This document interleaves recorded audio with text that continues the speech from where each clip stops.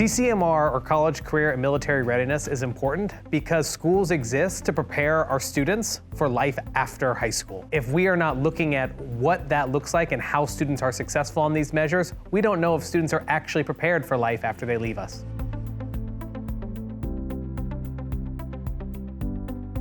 Data is absolutely necessary to be able to truly understand a student's ability to succeed at a post-secondary level. How T-Web plays a part in that is really shining a light for districts using data that's either they have or the state provides or both to really look at what is happening and candidly what maybe is not happening. And not only think about that, is then identify areas of opportunity where you can mitigate and actually really do targeted interventions and support, but also larger systemic changes. One is understanding trends and how students in their school and their district has been performing relative to themselves and relative to the state, relative to other schools.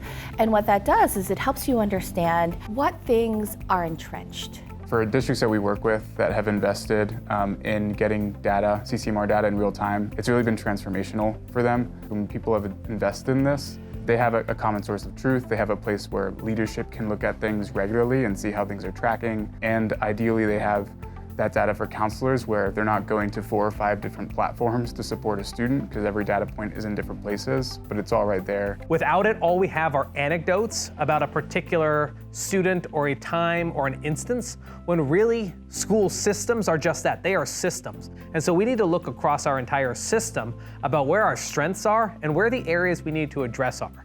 And so diving into the data to understand a student's college readiness, whether they're applying to college, how many colleges they're applying to, when are they applying, all of these are really important data points that tell a different story about what our highest leverage needs are to make the biggest impact on all of our students. Where we're starting to see districts go as they get more comfortable with that data is how do we focus on pockets of students or even individual students? What are the students that have filled out the FAFSA but not filled out the college application? What are students that are doing really well in their classes but they haven't passed this test yet? Let's look at who those students are for each campus and work with folks at those campuses to support those individual students. And data is not just about the numbers. Data is also about the stories. It's about the people. The big quantitative data sets allow you to see trends and gaps, but then it allows you to ask better questions. It's being able to ask those questions that allows you to really be able to do something differently.